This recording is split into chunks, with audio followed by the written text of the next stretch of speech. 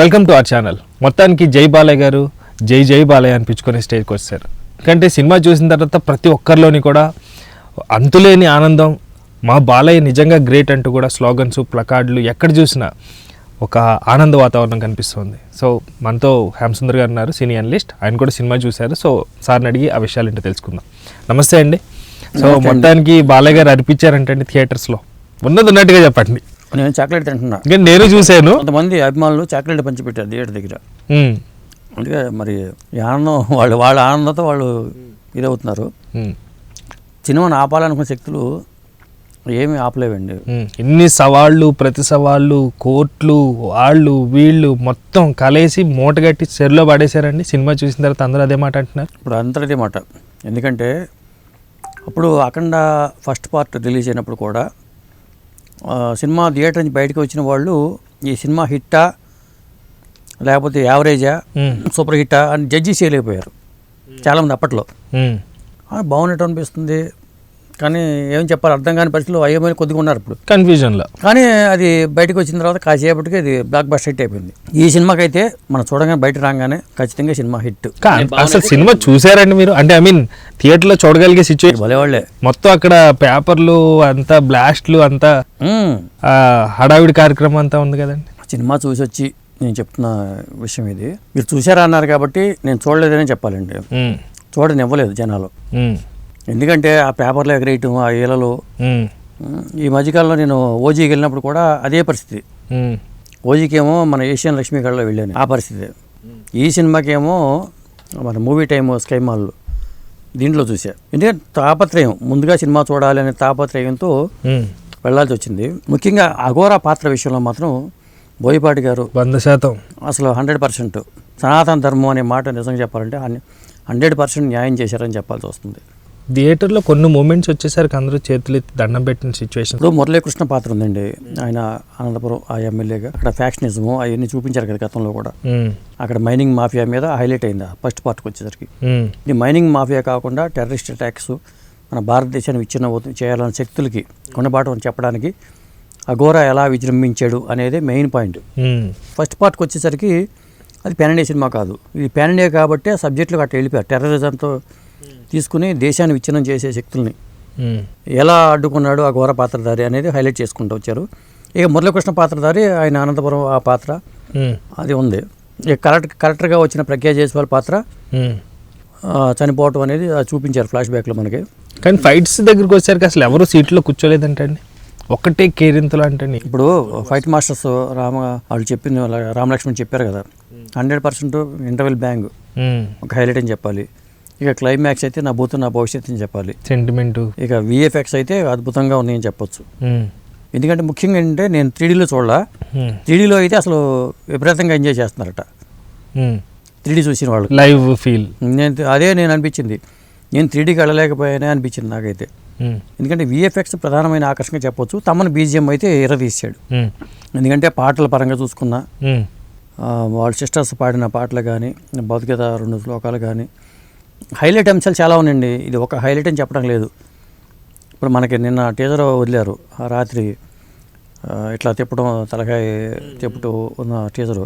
అది థియేటర్లో మీరు ఎలా ఫీల్ అయ్యారండి ఆ సీన్? అసలు ఒకటి కాదు, చాలా సన్నివేశాలు ఉన్నాయి. అలాంటి సన్నివేశాలు, అలాంటి డైలాగులు, ముఖ్యంగా కళ్ళల్లో తీక్ష్ణత అంటాం కదా, ఆ భావాలు పలికించాలంటే మామూలు విషయం కాదు. అప్పట్లో ఎన్టీ రామారావు గారు పలికించేవాళ్ళు. సర్దార్ పాపారాయుడు చూసాం. సర్దార్ పాపారాయుడులో ఎన్టీ రామారావు గారు ఎలా ఆ గెటప్ చూసుకుంటే, ఆ పెద్ద గెటప్లో దాసరి అద్భుతంగా చేయించారు. అప్పుడు ఆ దాసరి ఎలా చేయించారో బోయపాటి గారు బాలయ్యని అలా చేయించారు, బాలయ్య గారు అలా చేశారు. పాత్రలో ఇన్వాల్వ్ అయిపోయారు ఆయన. ఆ పాత్రలో ఇన్వాల్వ్ అయిపోవటం వల్లే మనకి ఆ త్రిశూలంతో చేసే విన్యాసాలు కానీ, ఇవన్నీ ఆ హిమాలయాల్లో ఉండే ఫైట్స్ కానీ, ఇవన్నీ కూడా అద్భుతమండి. యాక్చువల్గా నేనైతే చూడలేదండి, బికాస్ నాకు టికెట్స్ దొరకలేదు. హిమాలయాల సెట్టింగు లేకపోతే రియల్గాను ఇవన్నీ కూడా మనం వింటున్న వార్తలే. థియేటర్లో మీకు చూసినప్పుడు అది రియలిస్టిక్గా అనిపించినాయండి లేకపోతే? 100% రియలిస్టిక్. వాళ్ళు ఆ ఒరిజినల్గా లొకేషన్కి వెళ్ళి చేశారు, దాన్ని మిక్స్ చేసుకున్నారు. అది అక్కడ రియల్ లొకేషన్ చేసి దాన్ని అడాప్ట్ చేసుకుని కొన్ని సన్నివేశాలు చేశారు. కాబట్టి మీకు అసలు అన్నీ న్యాచురల్గా అనిపిస్తాయి. మీకు కుంభమేళా సన్నివేశాలు కానీ లేకపోతే ఇవన్నీ కూడా వాళ్ళు ఒరిజినల్గా చేసిన సన్నివేశాలే కదా. అక్కడన్నీ సమయాన్ని బట్టి, సందర్భాన్ని బట్టి వాళ్ళు యాడ్ చేసుకుంటూ వెళ్ళారు. ఆ సన్నివేశాలన్నీ హైలైట్ ఈ సినిమాలో. ఇక సంయుక్త మీనంతో పాటల పరంగా చూసుకుంటే సాంగ్స్ పరంగా జాజిగాయ పాట, స్టెప్స్, జై బాలయ్య నినాదాలే థియేటర్లో. అసలు ఫస్ట్ రోజు మీరు సినిమా ఎలా చూసారో నాకు అర్థం కావట్లేదు. అదే నాకే నాకు భయం వేసింది యాక్చువల్గా మీరు వెళ్తున్నానని అన్నప్పుడు. నాకు మెసేజ్ పెట్టి నేను పని కట్టుకుని చూడటం అంటే రివ్యూ చెప్పడం కోసం ఒకటి చూశాను. ఈ సినిమాకి అన్యాయం జరిగింది. ఈ సస్పెన్స్ కోసం మీరు వెళ్ళారా అసలు ఏంటి అని? ఈ సినిమాకి మళ్ళీ ఎక్కడ ఆపేస్తారు సినిమాని, ముందు 80% సినిమా చూసేయాలి. ఈ సినిమాని ఆపేస్తారు, మళ్ళీ ఆపేస్తారేమో. దీని మీద దృష్టిశక్తుల ప్రభావం చాలా ఉన్నాయి. ఇప్పుడు మళ్ళీ అఘోరాగా మళ్ళీ ఏ శివుడు దిగి వస్తే కానీ మళ్ళీ ఈ సినిమాని మళ్ళీ ముందుకు తీసుకెళ్లే శివుడిని నెట్టాల్సిందే అనిపించేసి నేను చాలా ఫాస్ట్గా సినిమా చూసేసానండి. రైట్. సో మొత్తానికి ఓవరాల్గా చూసిన తర్వాత నాకు మహేష్ బాబు గారు డైలాగ్ ఒకటి చెప్తారు, దానికి మీరు ఎన్ని మార్కులు వేస్తారు, దాన్ని బట్టి ఈ సినిమా ఎలా ఉండిపోతుందో మా ప్రేక్షకులకు అర్థమవుతుంది. ఇప్పుడు చెప్పండి రా అబ్బాయిలు, what to do what not to do అనొచ్చండి ప్రతి బాలయ్య ఫ్యాన్ ఇప్పుడు. 100%. నేను అనుకోవటం ఫ్యూచర్లో బాలయ్య బాబు సినిమాలన్నీ పాన్ ఇండియా సినిమాలే వస్తాయండి. ఎందుకంటే ఆ పాత్రలు, అలాంటి పాత్రలు ఇప్పుడు ఆయన చేయబోయే సినిమాలన్నీ కూడా ఈ తరహా జోనర్లోనే ఆయన ఎక్కువ చేసే అవకాశాలు కనిపిస్తున్నాయి. ఇక డైరెక్ట్గా మనకి తెలుగు సినిమాలు కాకుండా ప్రతి సినిమా కూడా ఇప్పుడు మనకు బాహుబలిగా ప్రభాస్ని ఎలా చూసామో, బాహుబలిని మించిన బాహుబలి అమ్మ మొగుడిలాగా ఈ అఖండ తాండవం అనేది ఉందని చెప్పవచ్చు. రియల్ బాహుబలి లాగా, రియల్ బాహుబలి చెప్పాలంటే అది సినిమా బాహుబలి. అఘోర పాత్రతో ఇన్ని రకాల విన్యాసాలు చేయించవచ్చని ఒక ఆలోచన బోయపాటి గారికి వస్తుంది. 100% న్యాయం చేశారని చెప్పాల్సి వస్తుంది. సో కలెక్షన్లు ఎలా అనిపిస్తుంది? ఎందుకంటే సూపర్ హీరో, ఒక అఘోర పాత్ర సూపర్ హీరోగా చెప్పాల్సి వస్తుంది. మనకి అఖండ మీరు 1 సినిమా చూసే ఉంటారు. అందులో ఒక సన్నివేశం, ఇంటర్వెల్ తర్వాత వచ్చే సన్నివేశంలో ఆయన సీరియస్గా వెళ్ళిపోతుంటే కింద చీమ వెళ్తూ ఉంటే ఆయన అడుగు అక్కడ ఆపేస్తాడు చూడకుండా. ఇప్పుడు శివుడు ఆజ్ఞ లేకుండా చీమైనా కొడదంటారు, ఆ శివుడు ఆజ్ఞ లేకుండా చీమను కూడా తొక్కడనే ఉద్దేశంతో ఆయన చీమను చూసినట్టుగా ఆ సన్నివేశం హైలైట్ ఎట్లా అయిందో, ఇందులో అట్లాంటి సన్నివేశాలు కూడా చాలా ఉన్నాయి. ఓకే. కాబట్టి అంటే ప్రేక్షకుడు నాడి తెలిసిన వ్యక్తిగా బోయపాటి గారికి ఆ పేరు ఉంది. బాలయ్య గారి నాడి కూడా ఆయన పెట్టేది కాబట్టి బాలయ్య గారిని క్యారెక్టర్లు అంతగా ఇమిడ్చేలాగా ఆయన పొదిగారని చెప్పొచ్చు. ముఖ్యంగా నవరసాలు పలికించడంలో బాలయ్య తనకు తానే సాటని మరోసారి నిరూపించుకున్నారని చెప్పొచ్చు.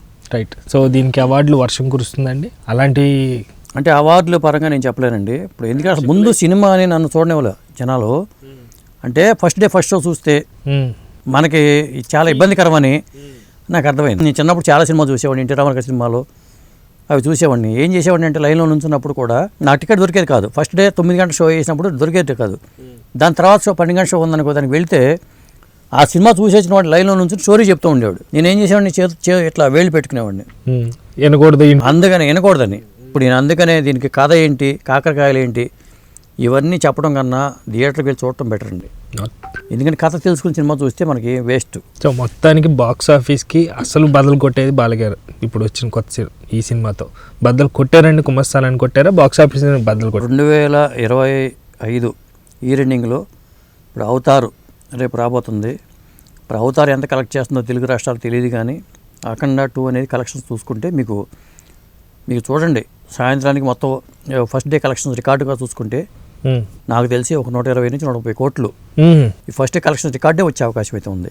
ఓకే. సన్నివేశాలు అలా ఉన్నాయి, పాటలు అలా ఉన్నాయి, తమ్మను ఎరకొట్టేశాడు. ఇక అన్నిటికన్నా హైలైట్ అఘోర పాత్రలో బాలయ్య బాబు గారి నటన. ఆ నటనకే మనం 600 కాదు కదా, 1000 రూపాయలైనా మనం పే చేయొచ్చు. అండ్ ప్రత్యేకంగా సినిమాలో చూసుకోవాలంటే మీరు చూశారు కాబట్టి, ఎందుకంటే మనకి అప్డేట్ కూడా అదే ఇచ్చారు. మదర్ సెంటిమెంట్ అన్నారు, అది ఏంటండి? అంటే మదర్ సెంటిమెంట్ కన్నా ముందు జనని, ఆ పాప ఎవరైతే మురళీకృష్ణ పాప ఉందో ఆ జనని ఇప్పుడు పెద్ద అవటం కానీ, ఆ అమ్మాయి చాలా అద్భుతంగా చేసింది. అమ్మాయి బజరంగి భాయిజాన్లో చేసిన అమ్మాయి, అది ఆ పాత్ర చాలా హైలైట్గా చెప్పాల్సి వస్తుంది. ఎందుకంటే దీంట్లో మన ఇది హైలైట్ ఇది వద్దు అని చెప్పడం అనవసరం అండి. మనం తెలుసుకోవడం కన్నా ఉపయోగం ఏమీ లేదు. ఎందుకంటే దేశాన్ని విచ్ఛిన్నం చేసే శక్తుల పట్ల మన సనాతన ధర్మం ఎలాంటి విలువ తెలియజేయడానికి బోయపాటి గారు వెళ్ళిన కథ ఇది. మన సనాతన హైందవ ధర్మం విలువని వాళ్ళు చెప్తూ ఉన్నారు. ఆ విలువని పెంచేలాగా ఉంటుంది.